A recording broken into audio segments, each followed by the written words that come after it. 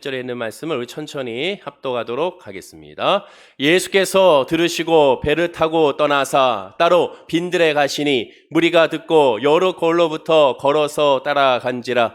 예수께서 나오사 큰 무리를 보시고 불쌍히 여기사 그 중에 있는 병자를 고쳐 주시니라. 저녁이 되매 제자들이 나와 이르되 이곳은 빈들이요 때도 이미 저물었으니 무리를 보내어 마을에 들어가 먹을 것을 사 먹게 하소서. 예수께서 이르시되 갈 것 없다. 너희가 먹을 것을 주라. 제자들이 이르되 여기 우리에게 있는 것은 떡 5개와 물고기 2마리 뿐이니이다. 이르시되 그것을 내게 가져오라 하시고 무리를 명하여 잔디 위에 앉히시고 떡 5개와 물고기 2마리를 가지사 하늘을 우러러 축사하시고 떡을 떼어 제자들에게 주시매 제자들이 무리에게 주니 다 배불리 먹고 남은 조각을 12바구니에 차게 거두었으며 먹은 사람은 여자와 어린이 외 5,000명이나 되었더라. 아멘.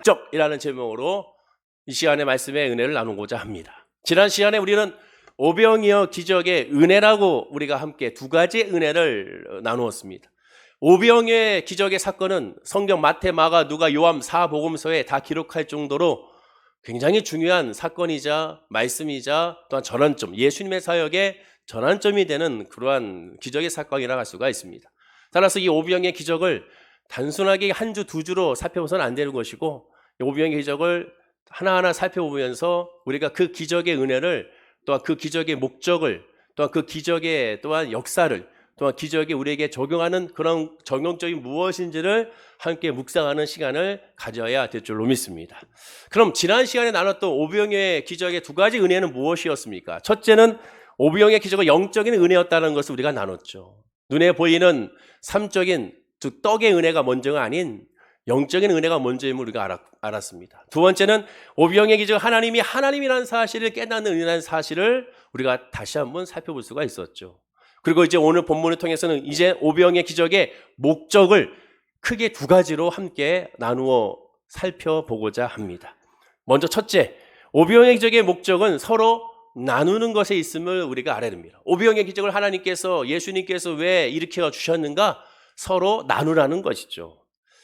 17세기 네덜란드 화가 렘브란트라고 있습니다. 이 렘브란트는 이 화가는 성화를 많이 그렸는데 성화를 그릴 때마다 독특하게 이 렘브란트는 그 성화 속 그림 안에 자신의 모습을 꼭 그려 넣었습니다. 대표적으로 십자가에서 끌어내리는 예수님의 이 그림에도 렘브란트의 모습을 자기의 모습을 꼭 그려 넣게 되죠. 사진의 오른쪽에 보면 빨간색 옷을 입은 사람 할아버지가 한 명 있는데 바로 이 사람이 바로 그 렘브란트가 되게 됩니다. 이 렘브란트는 자신을 이 십자가의 그림에 꼭 그려 넣으면서 본인이 바로 예수를 죽인 사람이요.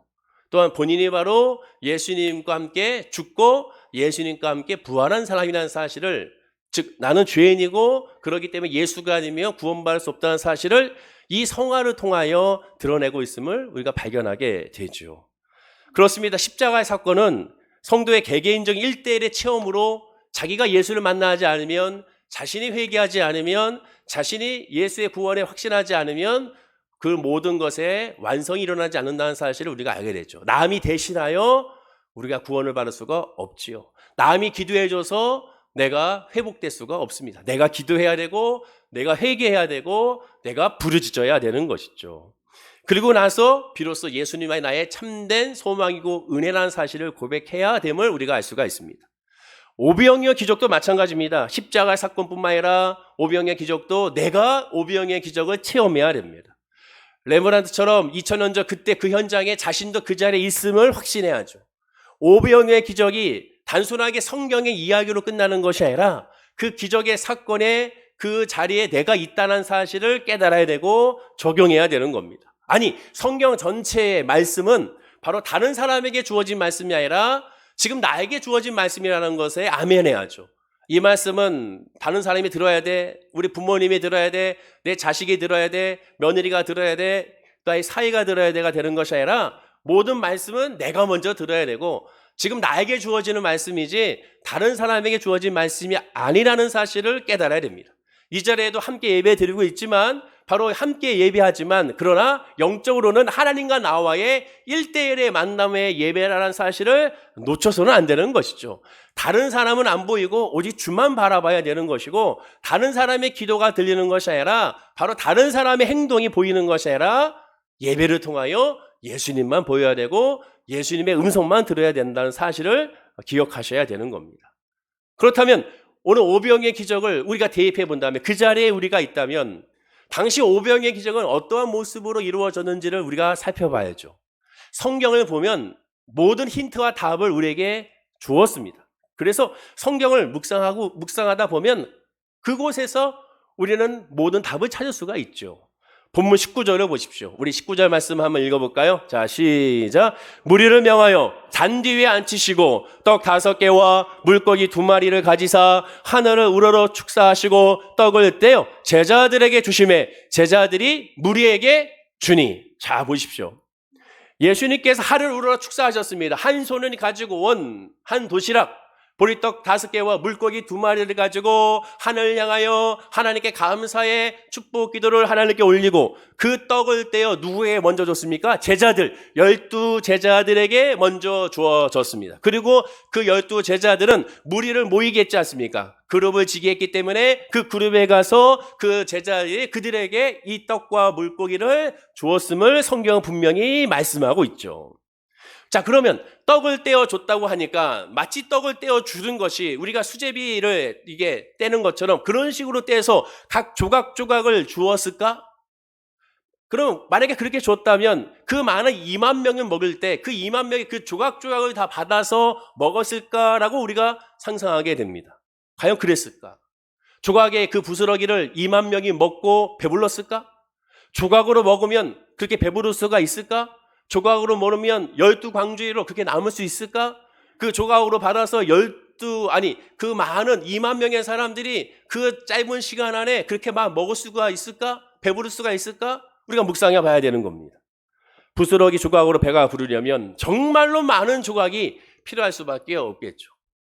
시간도 많이 필요할 수밖에 없습니다. 본문 15절을 보십시오. 자, 15절 말씀 읽어볼까요? 자, 성경을 잘 읽어봐야 됩니다. 시작. 저녁이 되매 제자들이 나와 이르되 이곳은 빈들이요 때도 이미 저물었으니 무리를 보내어 마을에 들어가 먹을 것을 사 먹게 하소서. 자, 때가 언제입니까? 저녁이 되매 이미 저물었으니 라고 분명히 그때가 저녁 때가 됐다라는 사실을 증거하고 있습니다. 오병이어 사건의 때는 저녁입니다. 그런데 본문 23절을 보십시오. 자, 읽어볼까요? 시작. 무리를 보내신 후에 기도하러 따로 산에 올라가시니라 저물매 거기 혼자 계시더니. 무리를 보내셨다는 것은 오병이어 기적의 사건이 끝나고 그들을 다 보낸 후를 말합니다. 오병이어 기적의 사건이 끝난 후에 예수님은 따로 산에 올라가시는데 오병이어 기적이 끝난 후에 산에 올라가실 때 때가 언제입니까? 저물매라고 말하죠. 그럼 이상하지 않습니까? 오병이어 기적의 시작이 저물 때였고 오병이어 기적이 끝났을 때 예수님이 따로 산으로 기도하러 하실 때 또 저물 때입니다. 그러면 저물 때 시작해서 저물 때 끝났다는 것인데 그럼 1박 2일 동안 이 오병이어의 기적의 사건이 일어난 것인가? 그렇지가 않죠. 그럼 여기서 우리가 알아야 될 건 뭡니까?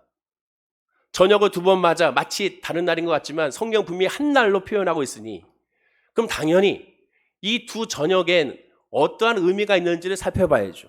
그러기 위해서는 역시 당시 유대인들의 사고방식, 문화적인 그러한 모습들을 살펴봐야 됩니다. 특별히 이 마태복음은 유대인들을 위한 성경이기 때문에 이 마태복음을 묵상하고 있는 많은 유대인들은 이 저물매, 이 2가지의 저물매에 대해서 그들은 다 이해하고 알아차리고 있죠. 그러나 우리는 그들의 문화, 그들의 언어적인 습관, 관용적인 습관을 모르기 때문에 그것을 알았을 때 비로소 이 말씀을 깊게 이해할 수가 있게 됩니다. 그럼 잠시 이 유대인들의 사고방식을 알아야겠죠. 그건 뭐냐? 유대인들에게 있어서의 저녁을 우리는 그냥 저녁이라고 표현하지만 그들은 2가지의 저녁으로 표현을 합니다. 즉 2가지의 저녁의 첫 번째 저녁은 오후 3시에서 4시 사이를 첫 번째 저녁이라고 말합니다. 광야고 또한 지금과 우리나라하고는 기후나 문화나 다 다릅니다. 약간 우리가 알아볼 수 있는 것은 저도 예전에 군생활 얘기해서 죄송한데 연천에서 했는데 연천에 산등성인을 가면 오후 3시, 4시만 되면 이미 햇살이 들어오지 않는 것이 굉장히 많습니다. 이미 분명히 해는 떴지만 어둑어둑해지기 시작을 하게 되죠. 여기 계신 분들 가운데 또한 산 골짜기에 사셨던 분들, 시골에 있는 분들은 분명히 무슨 것을 의미하는지 아실 겁니다. 잘 모르겠다면 해가 중천에 떴지만 낮 12시인데 구름으로 말미암아 마치 어두운 저녁이 되는 것처럼 그런 날씨가 있을 때가 있습니다. 바로 그런 상황이죠. 바로 오후 3시하고 4시를 첫 번째 저녁을 의미합니다. 그럼 두 번째 저녁은 언제냐? 말 그대로 정말 어두워졌을 때가 두 번째 저녁입니다. 유대인들은 저녁을 말할 때 오후 3시하고 4시의 저녁과 정말로 어두워지는 저녁, 이 두 가지의 저녁을 사용하여 그들은 표현하고 있음을 우리가 알아야 되는 것이죠. 그것을 알고 나서 성경을 봤을 때 정확하게 오병이어의 기적의 사건이 어떻게 진행됐는지를 이해할 수가 있게 되는 겁니다. 말하자면 2만 명이라는 그 많은 사람들이 첫째 저녁과 둘째 저녁 사이에 약 1-2시간 사이에 일어난 기적의 역사라는 사실을 우리가 알 수가 있게 되는 것이죠. 그러면 2만 명이나 되는 사람이 1-2시간 안에 먹고 그것도 배부르게 먹고 12광주리가 남아야 됩니다. 공동체 단체 생활을 하신 분들은 수많은 사람들이 식사를 하는 데 있어서 얼마나 많은 시간이 필요하고 그 식사를 할 때 얼마나 체계적이지 않으면 이게 순리적으로 이루어지지 않는다는 사실을 분명히 잘 아실 겁니다. 그런데 이 2만 명이나 되는 사람들이 불과 2시간도 안 돼서 배불리 먹고 12광주가 남았음을 보게 됩니다. 그렇다면 무엇을 의미하느냐?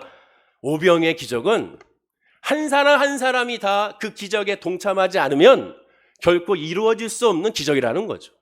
한 사람이 마치 식사를 배고파듯이 한 사람이 서 있고, 즉 12제자들이 쫙 서 있고 12제자가 서 있는 상태에서 2만 명의 줄을 서서 그 12줄로서 차근차근 떼서 주는 그런 과정이 아니라는 겁니다. 그렇게 되면 그 짧은 시간 안에 그런 역사가 일어날 수가 없는 것이죠. 각자가 그것을 참여해야, 떼어주는 것을 참여해야 됩니다. 성경 분명히 말하죠. 제자들이 떡을 떼서 12사람에게 주고 그 12사람에게 또한 준 조각을 가지고 또한 무리에게 사람에게 주며 그 사람이 옆에 사람에 주는 식으로 계속 내가 받고 내가 주는 것으로 각자가 그 기적에 동참하는 모습이 오병이어의 기적의 역사입니다. 다른 기적과 차별점이 여기에 있습니다. 다른 기적들은 내가 지켜보는 기적이었습니다. 내가 살펴보는 기적이었고 내가 그것으로 말미암아 들은 기적이었다면 오병이어의 기적은 내가 직접 체험하는 기적이고 내가 직접 그 기적을 맛보는 기적이며 내가 그 기적으로 말미암아 결국 예수를 발견하는 기적이라는 사실을 알 수가 있게 되죠. 그게 오병이어의 기적입니다.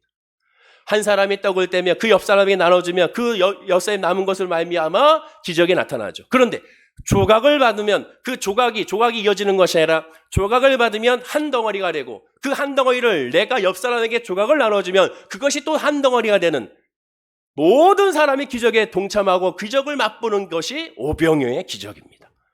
완전히 축제의 기적이라 할 수가 있게 되죠. 한 명이 떡 하나를 12조각으로 나눈 일을 4번, 5번만 하게 되면 계산해 보면 2만 명이 순식간에 다 받아들 수가 있게 됩니다. 그러면 시간이 너무나도 짧은 시간에 해결이 되는 것이죠. 여러분이 만약 이 기적의 현장에 있다고 생각해 보십시오.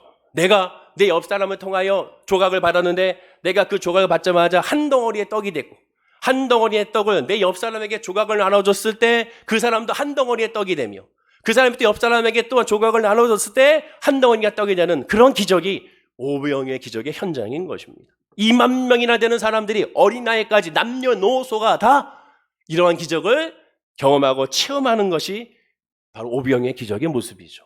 얼마나 신나고 감격적이었겠습니까?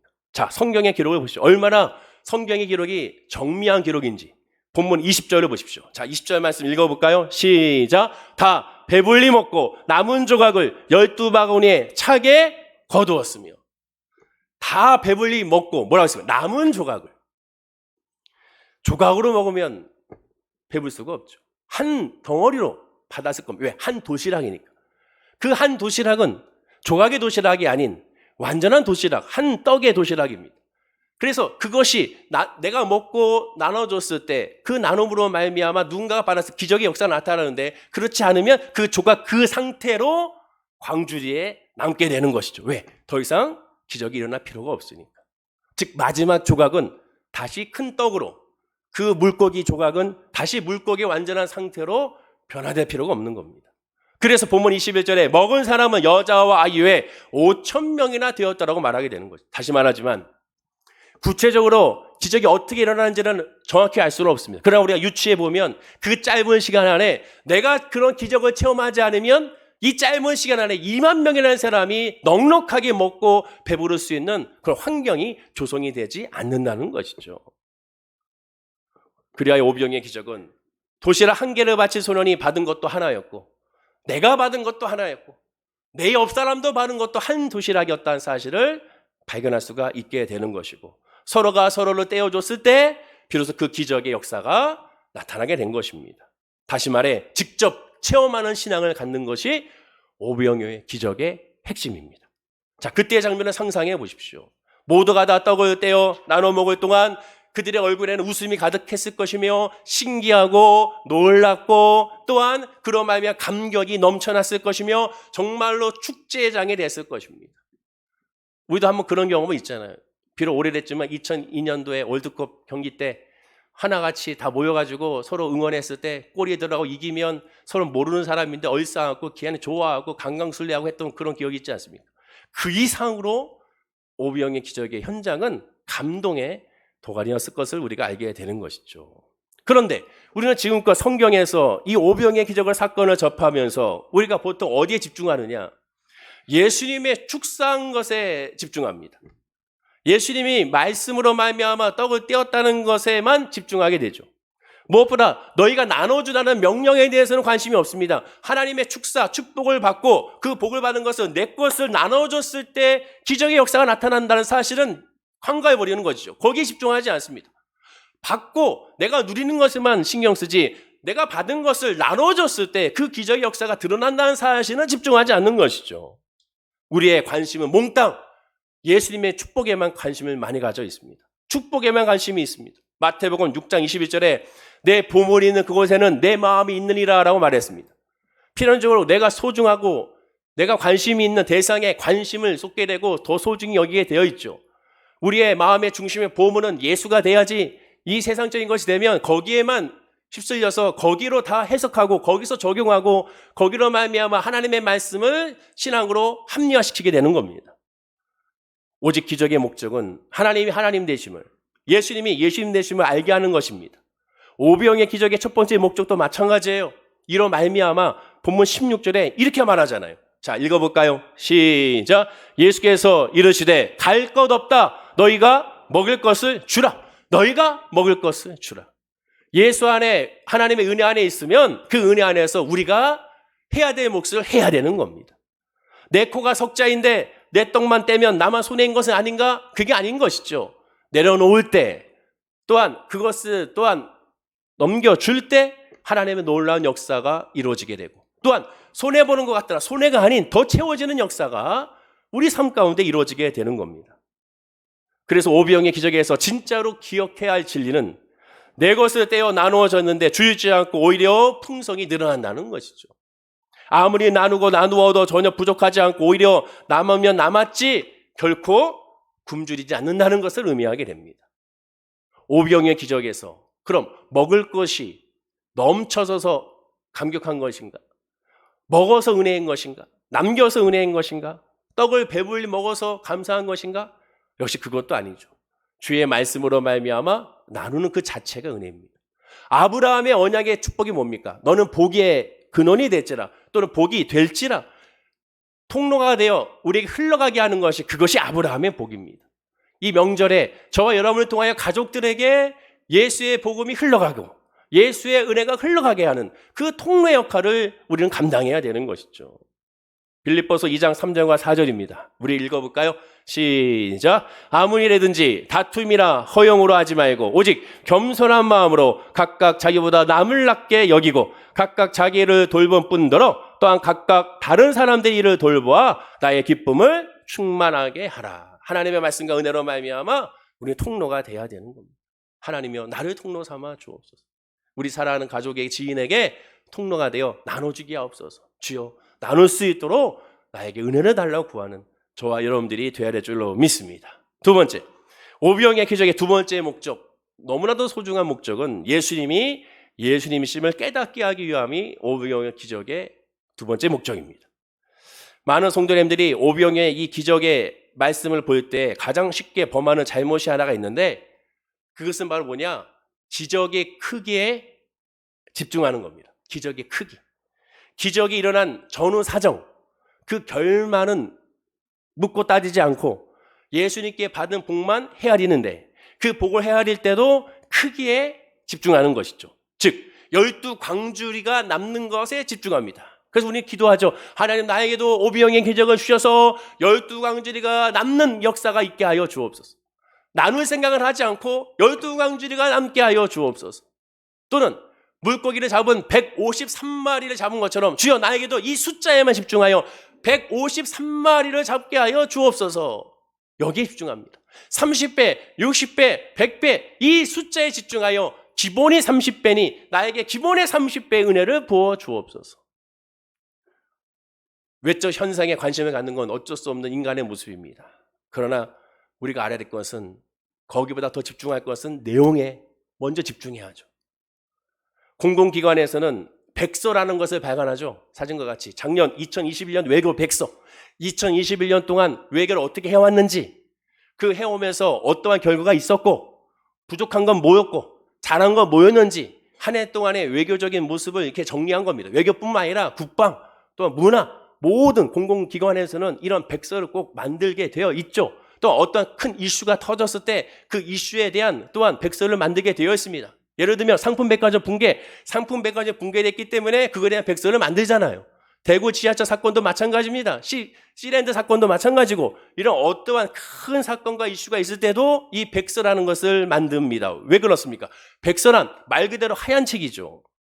공공기관에서는 파장이 컸던 사건들, 어떠한 큰 이슈들, 특별한 전책을 시행한 후에 그 전후 사정을 소중하게 밝히기 위하여, 그리고 후대에 다시 잘못을 반복하지 않게 하기 위하여 이 백서를 만듭니다. 그래서 이 백서라는 것은, 그 내용은 그 일의 배경과 결과까지 종합적으로 연결하여, 이것이 중요하죠, 객관적으로 분석한 내용이 백서라고 할 수가 있죠.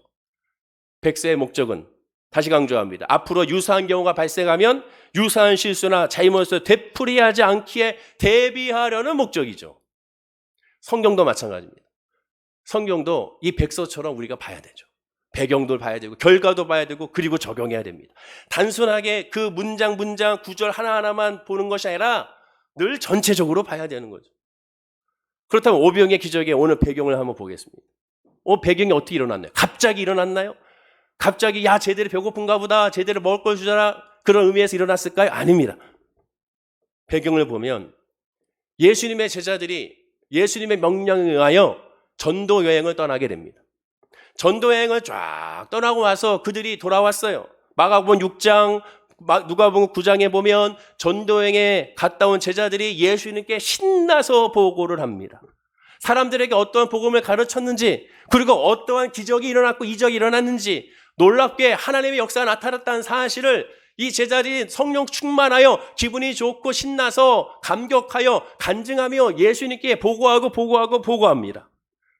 이 보고를 다 들은 예수님은 이렇게 말합니다. 마가복음 6장 31절에 이르시되 너희는 따로 한적한 곳에 가서 잠깐 쉬어라 하시니 이는 오고 가는 사람이 많아 음식 먹을 겨를도 없습니다. 자, 오병이의 기적이 일어나기 바로 전 사건입니다. 이르시되 너희는 따로 한적한 곳에 가라. 그리고 잠깐 쉬어라. 그리고 거기서 먹어야 되는데 사람들이 많아서 음식 먹을 겨를이 없다고 말합니다. 오병이의 기적의 배경에 단서가 나오죠. 너희는 따로 한적한 곳에 가서 쉬어라 한 것과 이는 오고 가는 사람이 많아 음식 먹을 겨를이 없음이라고 말합니다. 즉 제자들이 전도 다녀오느라 굶주렸어요. 밥도 먹지 못하고 그냥 성령 충만하여 복음을 전하고 기적을 일으킨 것에 감격하여 배고픈지도 모르고 열심히 다녀왔는데 이제 와서 허기가 지고 배가 고프기 시작한 겁니다. 그런데 수많은 사람들이 예수님께 몰려오고 있는 거예요. 마가복음 6장 33절을 보십시오. 자, 읽어볼까요? 이 말씀을. 자, 시작. 그들이 가는 것을 보고 많은 사람이 그들인 줄 안지라 모든 고을로부터 도보로 그곳에 달려와 그들보다 먼저 갔더라. 예수님과 예수님의 제자들을 보고 그들이 알고 몰려들기 시작하는데 그들이 어디로 가는지 이미 예측하여 그곳에 가서 이미 기다리고 있다고 말합니다. 어마어마한 사람들이 몰려들고 있는 거예요. 그러자 바로 이어지는 34절 역시 읽어볼까요? 자, 시작. 예수께서 나오사 큰 무리를 보시고 그 목자 없는 양 같음으로 인하여 불쌍히 여기사 이에 여러 가지로 가르치시더라. 자, 보십시오. 지금 어떤 상황입니까? 제자들이 전도에 갔다 오느라 지쳐 있습니다. 쉬어야 됩니다. 먹어야 됩니다. 예수님도 아셔서 너희들은 가서 먹고 쉬라고 말합니다. 그런데 사람들이 많아서 쉴 수도 없고 먹을 수도 없는 상황입니다. 예수님과 함께 지금 가고 있어요. 어디로 갑니까? 먹고 쉬게 하기 위하여. 근데 사람들이 많다 보니까 예수님은 가지 아니시고 어떻게 합니까? 그 큰 무리를 보시고 그들이 목자 없는 양과 같아서 불쌍한 마음이 여겨서 그들에게 더 이상의 가지 아니하시고 그들 제자들에게 먹이지 아니하시고 그 자리에 멈춰서 그 불쌍한 목자 없는 양과 같은 이 백성들 향하여 예수님은 여러 가지로 가르치셨다라고 말합니다. 말하자면 오병이어의 기적의 배경은 전도 다녀오느라 수고한 제자들은 계속 식사하지 못하고 예수님도 마찬가지고 굶고 있었던 상황이 일어난 사건인 거예요. 참 재밌지 않습니까? 오병이어의 기적을 통하여 우리는 주여 예수 믿음으로 말미암아 예수님을 따라가며 이렇게 영혼도 잘 되고 범사가 잘 되고 잘 됩니다. 예수님을 따라가 오병이어 기적으로 우리는 먹고 풍성해질 수 있습니다. 라고 아멘하지만 실질적으로 지금 예수님과 함께하고 있는 제자들은 어떻습니까? 굶주리고 배고프고 피곤하고 지쳐있죠. 그런데 한 가지 이들이 이렇다고 이 제자들이 예수님께 불만과 불평하나요? 안 합니다. 왜? 성령 충만하니까. 성령 충만하니까 무리를 통하여 와, 왜 이렇게 따라다니는 거야? 우리 지금 쉬어야 되는데 우리 배고픈데 우리 좀 먹게 좀 해줘야지. 그런 말 전혀 하지 않습니다. 오히려 그들은 예수님께서 가다가 멈추고 그들에게 가요 저 목자 양과 같은 저들에게 가르치시자 이 제자들은 역시 그들도 배고픈데도 불구하고 그 자리에 앉아서 예수님의 말씀을 듣게 됩니다. 근데 그 들으면서 어느 누구 한 사람도 불만과 불평하지 않습니다. 오히려 그 모든 예수님의 가르침이 끝나자 제자들은 자기들이 배고픈데도 불구하고 무리들을 생각하여 주님 저 무리들에게 고을로 가서 먹을 것을 사 먹게 하소서 그들이 굶주렸나이다라고 오히려 자기 자신들보다 그들을 더 안타깝게 여기고 국민이 여기는 자들의 모습을 봅니다. 왜? 성령 충만하니까. 예수의 은혜 안에 거하고 있으니까 그게 가능한 것이죠. 그리고 예수님은 제자들과 밥을 먹는 일보다 먼저 사람들에게 가르치는 일을 먼저 합니다. 제자들은 종일 밥 구경도 못한 채 날이 어둑해질 때까지 예수님의 가르침 곁에 남아서 예수님의 가르침에 아멘 아멘 하며 은혜 받고 있습니다. 예수님이 이렇게 하신 이유는 오직 하나입니다. 목자 양 같은 사람들을 홀로 두지 않기 위함이고 예수님이 이러기 위해서는 이미 예수님의 제자들에게 육신의 배고픔은 잠시 접어둔 것이죠. 그리고 예수님은 그들에게 처음 먹인 음식은 떡이 아니라 예수님의 말씀이었습니다. 배고픈 자에게 먼저 배고프기 위하여 육신의 굶주림을 채우기 위하여 주는 것이 아니라 먼저는 말씀인 것이죠. 아픈 자에게 먼저 말씀입니다. 힘든 자에게 먼저 말씀인 거예요. 고통스러운 자에게 먼저 말씀인 겁니다. 세상은 먼저 먹이고 나서 먼저 세상은 힘을 주고 나서라고 말합니다. 그러나 먼저는 하나님의 말씀입니다. 예수가 먼저인 것이죠. 그렇기 때문에 예수가 먼저인 것입니다. 오병의 기적의 가장 근본적인 목적이 드러나죠. 인간은 육신적 허기보다 영적 갈증이 채워지는 일이 더 중요하고 예수님도 바로 이 일을 하기 위하여 이 땅에 오셨다는 것이죠. 결국 오병의 기적은 육신적인 복과는 상관없는 기적으로 먼저 영적인 기적이 먼저 일어나고 영적인 말씀을 먼저 들어야 한다는 사실을 선포하고 있는 것이 오병의 기적의 핵심인 것입니다.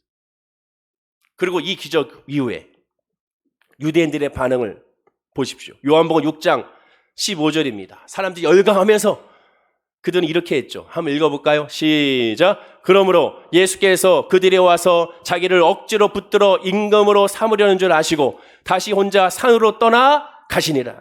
보십시오. 오병의 기적이 일어났습니다. 각자가 기적을 체험했어요. 각자가 이 놀라운 기적에 동참했습니다. 자, 그러면 이런 기적에 동참하면 예수가 그리스도임을 깨달아 예수의 말씀을 이미 들었으니 그 말씀은 무슨 말씀이었습니까? 하나님 나라에 대한 선포, 회개하라, 천국이 가까웠느냐는 선포의 메시지를 들었으면 그 메시지에 따라서 그들이 예수를 구주 삼아 성령으로 변화되는 모습을 취해야 되는데 이들은 어떻게 했습니까? 억지로 예수를 임금으로 삼으려고 했습니다. 왜? 먹을 것만 집중한 거죠. 먹을 것을 주시면서 주시는 메시지에는 집중하지 않고 그 먹을 거에만 집중하는 겁니다. 예수를 믿는 목적이 예수로 말미암아 구원이 먼저가 돼야 되는데 그것이 아니라 삶이 먼저가 되는 순간 어떤 일이 일어납니까? 15절 같은 엄청난 일이 일어납니다. 보십시오. 붙들어 임금으로 삼으는 줄 아시고 다시 혼자 산으로 떠나가시다. 그들의 무리를 떠나버리셨습니다. 목자 없는 양 같은 그들을 위하여 일부러 멈췄던 예수님이 예수가 예수로 받아들이지 않고 예수의 주는 것에만 집중하는 그들을 향하여 떠나버리셨다는 거예요. 안타까운 것은 이들은 그 떠남의 의미를 모르고 있었다는 겁니다. 오늘도 마찬가지입니다. 우리가 예수를 믿고 하나님을 부르짖지만 하나님이 안 계시는 성령의 역사가 없는 하나님이 계시지 않는 성전, 하나님의 이상이 보이지 않는 그러한 예배, 하나님의 응답이 없는 기도, 그런 모습이 있을 수 있다는 사실을 알아야 되는 것이죠. 굉장히 무서운 말입니다. 그리고 예수님이 떠나가시는 그 모습에 대하여 이들은 따라가긴 하지만 그 목적도 여전히 예수가 아닌 예수님이 주신 것에 목적을 갖게 되죠. 그러니 예수님이 이렇게 말합니다. 요한복음 6장 27절이죠. 그들을 향하여 읽어볼까요? 시작. 썩을 양식을 위하여 일하지 말고 영생하도록 있는 양식을 위하여 하라. 이 양식을 인자가 너에게 주리니 인자는 아버지 하나님께서 인치신 자니라. 예수님이 다시 설명합니다. 이 기적의 의미가 무엇인지를 설명합니다. 지금 너희들에게 필요한 것이 뭔지를 설명합니다. 그러나 그들은 받아들이지 않습니다. 오병의 기적을 통하여 우리가 오병의 기적이 나에게도 있게 달라고 기도할 때 그 기도의 의미는 먼저는 영적인 의미가 되어야죠. 주여, 예수가 그리스도임을 내가 알게 하여 주옵소서. 예수가 나의 주 나의 하나님이라는 사실을 알게 하여 주옵소서. 십자가로 말미암아 회개하게 하여 주옵소서. 그리고 주 뜻대로 살아갈 수 있는 내 마음의 준비가 되게 하여 주옵소서. 내려놓음의 준비, 주의 길을 갈 수 있는 준비, 하나님의 뜻과 내 뜻이 다르다는 것을 깨달아 그 다르기 때문에 크게 역사하시는 하나님을 아는 준비, 그 믿음이 돼야 되는 것이죠. 자칫 잘못하면 오병의 기적을 세상의 기복주의로 향하게 됩니다. 오병의 기적에는 세상의 것을 행복하지 않겠다는 것, 자기의 것을 전부 바치는 헌신의 삶을 살겠다는 것, 결국 나의 하나님, 나의 예수님을 바라보고 살겠다는 의미가 오병의 기적인데 그것을 바라보지 아니하고 그냥 주신 것에만 집중하는 것이죠. 물론 하나님 우리에게 우리의 삶의 형통을 주십니다. 그러나 그것이 목적이라면 그것은 기복주의 신앙이 되죠. 비유컨대 기복주의 신앙은 마치 자식이 부모 재산을 물려받을 것만 바라고 효도하는 것과 유산 상속과는 상관없이 진심으로 부모를 공경하는, 효도하는 그런 차이라고 할 수가 있게 됩니다. 겉으로 봤을 때는 두 사람의 모습이 동일해 보이죠. 왜? 효도하는 모습은. 그러나 제일 중요한 자식의 마음은, 그 중심은 전혀 다르죠. 한 자식은 부모님께 받을 유산이 있으니 열심히 모시고, 한 자식은 유산과 상관없이 부모를 사랑하기에 열심히 모시는 거와 차이가 있습니다. 사랑하는 자녀는 부모 재산과 상관없이 끝까지 부모를 섬깁니다. 부모는 부모이기 때문에 그렇죠. 즉 효도 강의를 하는 것이 아닙니다. 신앙도 동일하게 이런 두 가지 양상으로 나타납니다. 즉 하나님께 받은 것이 있어야만 기쁨으로 감사하는 사람이 있고, 하나님께 주신 건 상관없이 하나님으로 말미암아 기뻐하고 하나님으로 말미암아 감사하며 하나님으로 말미암아 찬양하는 사람이 있습니다. 물론 필요합니다. 필요하기 때문에, 아프기 때문에 주님 앞에 엎드리죠. 그러나 그 믿음을 하나님께 아뢰고 하나님께 맡기는 자는 그 맡김으로 말미암아 위로와 평안을 누리기 때문에 더 이상 거기에 집중하지 않죠. 그저 이제부터는 감사만 나옵니다. 아무것도 이루어지지 않았지만 감사가 나옵니다. 때로는 우리 이성적으로 생각할 때 짜증이 납니다. 왜 내가 그렇게 감사가 되지? 아무것도 이루어지지 않았는데, 현실은 그대로인데, 사람은 그대로인데, 물질은 그대로인데, 내 직장과 사업과 내 모든 관계는 그대로인데, 그런데 내 영 깊은 곳에서는 감사가 흘러나오죠. 내 이성으로는 아니야 지금 감사할 때냐? 그러나 왠지 모를 설명할 수 없는 위로와 감사가 넘쳐나는 거예요. 하나님께 받은 것이 있어야 감사하는 것이 아니라 하나님 그 자체로 감사해야 되는 겁니다. 유산을 바라고 효도하는 마음의 중심에는 재물로 가득 차 있습니다. 부모의 심정과 부모의 관계는 완전 뒷전이죠. 지금 같은 이 추석 명절 때 부모님과 함께 해야 되는데 그렇지 않고 따로 하시는 분들이 있습니다. 오히려 그래서 추석 명절에 외로운 분들이 많죠. 그래서 이게 물어보면 이런 얘기를 하신 분들이 있습니다. 저는 괜찮습니다. 오히려 전 편해요. 물론 그럴 수도 있죠. 그러나 그런 생각이 들죠. 어느 부모가 자식과 함께 하기를 원하지. 어느 부모가 자식과 함께 좋은 것을 먹든 비싼 것을 먹든 싸우려를 먹든 함께 나누는 것을 좋아하지. 더 이게 흩어져 있는 걸 좋아하겠습니까? 늘 보고 싶은 것이 자식이지 않겠어요? 안타까운 것이죠. 유산을 바라고 효도하는 마음의 중심에는 오직 재물로 가득 차 있는 그런 사람들이 있습니다. 반면에 진정으로 효도하는 자의 중심에는 부모에 대한 공경과 사랑으로만 가득 차 있죠. 부모에게 돌아오는 반대 국부는 생각하지 않습니다. 그냥 부모이기 때문에 그렇죠. 사무엘상 15장 22절에 사무엘 선지자는 사울 왕에게 이렇게 말합니다. 자, 한번 읽어볼까요? 시작. 사무엘이 이르되 여호와께서 번제와 다른 제사를 그의 목소리를 청조하는 것을 좋아하신 같이 좋아하시겠나이까? 순종이 제사보다 낫고 듣는 것이 순양의 기름보다 나으니. 사무엘 선지자는 순종의 반대를 불순종이라고 하지 않았습니다. 순종의 반대를 제사라고 했습니다. 제사, 예배. 형식적으로 눈에 보이는 것이죠. 하나님께 받아야 감사한 신앙을 성경은 제사라고 말합니다. 바치는 것만큼 돌아와야 한다고 생각하는 사람이죠. 반드시 뭔가 좋은 일이 일어야 한다고 생각하는 사람은 제사의 사람입니다. 사무엘상 13장 8절과 15절을 보면 하나님은 순종보다 제사 드리기에만 급급했던 사울의 왕위를 취소시켰습니다. 반면에 자신의 중심을 항상 하나님의 마음과 합하길 원했던 주든 주지 않든 가든 못 가게 하든 그저 하나님이면 된다고 고백했던, 즉 여호와는 나의 목자시니 내게 부족함이 없으리로다. 여호와는 나의 목자시니 아쉬울 것이 없어라라고 고백했던 다윗은 그의 나라의 왕위가 영영하다고 하나님은 말씀하고 있습니다. 물론 성도라면 헌신하고 봉사하고 전도하고 기도하고 구제 등에 반드시 성실히 행해야 되죠. 거룩하고 의로운 이런 신앙의 믿음의 행위는 하나님께 기쁘게 받으시고 반드시 보응도 해 주십니다. 그러나 진정한 믿음에 자연적으로 따라오는 결과물이지. 그리고 자연적으로 따라오는 세상 형통도 그렇게 믿음 안 있는 사람은 내가 세상에 형통했으니 할렐루야 아멘입니다 라고 먼저 말하 나오지 않습니다. 어찌 나에게 이런 은혜를 주십니까? 왜 날 사랑하나? 이 말이 나오죠. 또한 오히려 그것으로 말미암아 하나님 앞에 부끄러워하는 모습이 되죠. 왜? 믿음 안에 있기 때문에 그렇습니다. 우리가 부모님을 살아가면 자연스럽게 관심을 갖게 되어 있죠. 맛있는 음식점에 가면 그 음식점에 가서 우리 부모님과 함께 와야겠다는 생각을 꼭 하게 됩니다. 왜? 관심이 있으니까.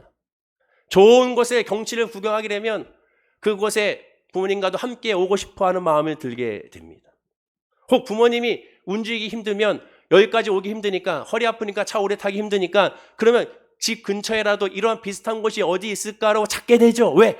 관심이 있으니까 그렇죠. 하나님에게 관심 있는 자는 하나님이 무엇을 원하시는지에 관심을 갖게 됩니다. 사울이 제사를 드리는 이유가 무엇입니까? 성경을 보면 사람들이 자꾸 재촉합니다. 그러다 보니까 하나님보다 사람의 눈치를 먼저 보죠. 더 중요하게는 제사를 드려야만 하나님이 승리해 주신다고 생각했습니다. 제사를 드려서 승리한 것이 아니고 예배 드려서 역사가 나타나는 것이 먼저가 아닌데 사울은 거기에 집중하게 되죠. 하나님보다 형식에 집중했습니다. 제사라는 형식을 취하면 다 된다고 생각한 것이죠. 거기다 분명 가장 좋은 곳으로 바치면 하나님이 더 기뻐 받으시고 이에 따라 보상해 준다고 생각한 것입니다. 그렇게 믿었죠. 그렇기 때문에 사울은 하나님 마음보다 제사에만 집중했습니다. 그러나 하나님은 제사를 드리는 그 마음의 중심을 보시죠. 사울이 전쟁을 치르기 직전이라도 한시라도 빨리 제사를 드렸지만 하나님보다 인간을 두려워했기 때문에 그는 그렇게 한 겁니다. 진심으로 하나님을 경배하고 하나님 온전히 신뢰한다면, 즉 사무엘 선지자가 늦게 오면 늦게 오는 대로, 늦으면 늦는 대로 은혜가 있고 또 하나님의 섭리가 있음을 뭐 해야 될까? 물어야죠. 사무엘 선지자가 하나님 늦게 옵니다. 어떻게 할까요? 물었어야죠. 그러면 하나님의 사람이 늦게 온다면 분명히 뜻이 있으니까 기다리면 되는 겁니다. 그것이 바로 믿음이라고 할 수가 있게 되는 것이죠. 자, 오병의 기적으로 돌아가면 만약 이 오병의 기적에서 한 소년이 드린 이 도시락을 받아들은 예수님이 이것마저 갖다 버리고 오늘 저녁은 이 오병이어의 이 기적이 아닌 이 저녁은 다 전부 금식하자라고 얘기했다면 어떠한 반응을 보일까요? 제자들이 저들에게 돌아가서 먹을 것을 사 먹게 하십시오. 야, 지금 하나님 말씀으로 충만하니까 오늘은 금식하자. 자, 이날은 금식하는 날이다. 자, 모여서 무리마다 모이게 해서 우리 오늘은 굶주리지만 배고프지만 하나님의 말씀으로 기도하자. 금식으로 기도하자라고 예수님이 그 자리에 선포했다면 어떻게 됐을까요? 하나님의 보호하는 방식은 오직 하나님의 절대적인 주권에 달려 있습니다. 마침 배불러 또한 배불리 먹고 12광주가 남아서 다행이지 이 부분의 성경 기록이 만약에 이렇게 바뀌면 5,000명이 넘는 사람이 사흘을 넘게 금식했으나 모두가 배고픈 줄 몰랐더라라고 기록이 됐으면 어떻게 우리가 해석해야겠습니까? 여전히 이것도 오병의 기적이라고 오늘날 우리가 해석하고 불렀을까? 기적이라고 말하는 그 단어도 하나님 중심이 아닌 여전히 우리의 중심으로 말하고 있지 않은지도 생각해 보게 되죠. 그렇습니다. 하나님의 은혜는 정말로 하나님만의 은혜임을 확신하는 겁니다. 범사에 다 감사한 거예요. 이래도 감사하고 저래도 감사한 겁니다. 왜? 하나님의 절대적인 주권 안에 우리가 있기 때문에. 그렇다고 이판사판 되는 게 아니에요. 그거와는 다르죠. 하나님 믿음 안에서 잘됨을 알기에, 하나님의 믿음 안에서 지금 이 순간도 선임을 알기에. 제가 그랬잖아요. 앞으로의 선이 아니라 지금 이 순간 호흡하는 이 순간 하나님이 나와 함께 하시기에 선이 나는 것을 깨닫는 거죠. 하나님이 하나님이심을, 예수님이 예수님을 깨닫는 것, 그것이 오병이어 기적의 그래서 목적입니다. 자, 다시 처음 장면 돌아가 보십시오. 이미 처음 장면부터 예수님은 오병이어 기적의 목적을 이미 말씀하셨어요. 예수님에게는 식사를 건너뛴 제자들은 지금 뒷전이었습니다. 처음에. 예수님의 제자들보다 유대인 무리들을 먼저 가르치신 중요한 이유를 이미 설명했잖아요. 바로 목자 없는 양떼기 때문이라고 얘기했지 않습니까? 성경을 확실하게 봐야죠. 예수님이 목자 없는 저 양떼로 말미암아라고 말했지 먹지 못해 배고픈 양떼로 인하여라고 말씀하고 있지 않습니다. 지금 이들에게 가장 시급한 것은 참 목자가 먼저 필요한 것이죠. 배고픔을 채워주는 것이 먼저가 아닙니다. 또 강조하지만 아프고 힘들고 지친 사람에게 정말 필요한 것은, 먼저 필요한 것은 세상의 기준으로는 아프니까 치료가 먼저겠죠. 그러나 하나님의 기준으로는 아프기 때문에 예수가 먼저인 겁니다. 힘들기 때문에, 힘들고 지치기 때문에 예수가 먼저인 것이죠. 왜? 목자가 없는 양떼이기 때문에 그렇습니다. 양은 먹고 마시는 것만 채워주면 갈급함이 없죠. 왜? 본능으로 살아가는 동물이니까. 그러나 인간은 다르죠. 아무리 먹고 마시는 것이 풍족해도 여전히 공허하고 갈급합니다. 월급이 많아질수록 희한하죠. 왜 더 갈급해질까요? 여기 계신 분들 가운데 조금만 더 받으면 삶이 좀 괜찮아질 텐데, 근데 좀 더 받으면 희한하죠. 금방 또 부족해지는 게 우리의 모습이죠. 있는 것에 감사해야 되는데 희한하게도 있는 것에 감사가 안 나오죠. 왜? 다른 사람이 가진 것에 눈에 보이기 때문에 그렇습니다. 인간은 늘 갈급합니다. 있으면 있기 때문에 갈급하고 없으면 없기 때문에 갈급한 존재죠. 어린아이도 마찬가지입니다. 초등학교 한 아이에게 제가 만나서 용돈을 주기 위해 지갑을 꺼냅니다. 지갑을 꺼내는 순간 이 아이는 눈치채죠. 마스크 위에서 눈빛이 달라집니다. 지갑을 꺼내서. 순간 계산했겠죠. 나한테 용돈을 주려고 하나보다. 그래서 지갑을 엽니다. 이 아이는 흥분을 하기 시작하죠. 동공이 막 커지죠. 그래서 1,000원짜리 꺼내는 순간 이 아이는 눈빛이 사라집니다. 왜? 돈은 아니까. 그래서 1,000원짜리 다시 집어넣고 5만원짜리 꺼내서 줍니다. 와, 눈빛이 막 다시 반짝반짝 빛나면서 바로 돈을 받으면서 감사합니다가 그냥 자동으로 나오게 되죠. 왜? 돈이 뭔지는 아니까. 인간은 다 그런 존재 아니겠습니까? 그러나 갈급합니다. 받으면 받을수록, 채워지면 채워질수록, 누리면 누릴수록 만족을 못 느끼죠. 그 진짜 갈급함은 사실상 세상적인 것이 아니라 영적인 갈급함입니다. 하나님밖에 채울 수가 없는 것이죠. 육신의 궁핍이 아니라 하나님의 은혜와 사랑의 궁핍임을 우리가 깨달아야 됩니다. 예수님이 유대인들로 목자 없는 양떼 같다고 말한 것은 인간 상태를 정확하게 진단한 것이죠. 예수님이 이 땅에 오신 목적이 목자가 되기 위하여 이 땅에 오셨다는 의미가 됩니다. 오병의 기적은 예수가 예수님, 즉 목자라는 사실을 우리가 깨달아 알라는 것이죠. 말씀을 맺겠습니다. 오병의 기적의 목적은 오늘 두 가지를 나눴어요. 첫째는 서로 나누는 것이고, 두 번째는 예수님을 깨닫기 위함이라고 말씀을 드렸어요. 요한 사도는 예수님이 기적을 베푸신 목적을 분명히 우리에게 말씀합니다. 왜 예수님이 기적을 베푸었는가? 예수님이 저와 여러분들에게 기적을 주신다면 왜 주셨는가? 그 이유가 분명합니다. 요한복음 20장 31절이죠. 한번 읽어볼까요? 시작. 오직 이것을 기록함은 너희로 예수께서 하나님의 아들 그리스도이심을 믿게 하려 하며 또 너희로 믿고 그 이름을 힘입어 생명을 얻게 하려 함이니라. 기적이 일어난 이유가 뭡니까? 예수를 믿게 하려 함이라고 말합니다. 너희로 믿고 그 이름을 힘입어 생명을 구원을 위하여 예수님 우리에게 기적이라는 것을 선물로 주시는 것이죠. 단순하게 잘 먹고 잘 살기 위한 것이 아닙니다. 예수님이 그리스도를 믿게 하기 위해 영생을 주시는 거고, 목자로서 예수님이 전부를 주어야 하기 때문에 예수님이 참 목자임을 증명하기 위하여 오병의 기적을 우리에게 베풀어 주신 것이죠. 그리고 오병의 기적의 또 다른 핵심은 받아 먹어야 되는 겁니다. 먹지 않으면 안 되는 거죠. 받고 가만히 두면 썩어지는 것이죠. 오늘 예배를 통하여 하나님의 말씀을 통하여 그냥 말씀을 듣고 가만히 있으면 아무런 역사가 나타나지 않습니다. 요한복음 6장 35절 마지막으로 읽어볼까요? 자, 시작. 예수께서 이르시되 나는 생명의 떡이니 내게 오는 자는 결코 줄이지 아니할 터이요 나를 믿는 자는 영원히 목마르지 아니하리라. 예수를 먹고 마셔야 되는 것이죠. 기도해야 되고 부르짖으면 됩니다. 하나님께 아뢰면 하나님께서 다 역사해 주시게 되는 것이죠. 오병의 기적의 목적을 예수님 직접 풀어서 설명한 것이 바로 이 35절 말씀이라고 할 수가 있게 되는 겁니다. 여러분들의 신앙은 어떻습니까? 오병의 기적을 바라십니까? 그 바람이 세상적인 기적만 바라고 있지는 한번 살펴봐야 됩니다. 먼저는 영적인 변화가 먼저입니다. 내가 예수를 믿게 하여 주옵소서. 그 믿음도 진짜로 믿게 하여 주시고 성령으로 믿게 하여 주시고 십자가의 은혜로 믿게 하여 주시고 말씀으로 믿게 하여 주옵소서. 그 믿음 안에서 내 삶에 오병의 기적의 체험의 역사가 있게 하여 주옵소서. 그리고 그 기적으로 말미암아 나눔의 삶을 살게 하여 주옵소서. 그 나눔으로 말미암아 풍성한 열매가 맺히는 것을 간증하게 하여 주옵소서. 그 믿음이 오늘 예배드리는 저와 여러분의 있기를 간절히 축원하고 기도드립니다. 기도하겠습니다. 아버지 하나님 감사합니다.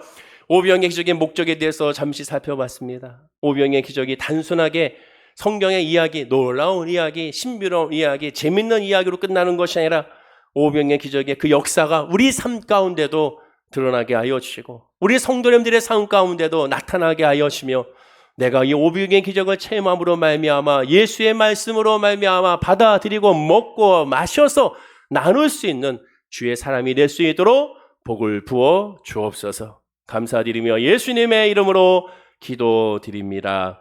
아멘. 우리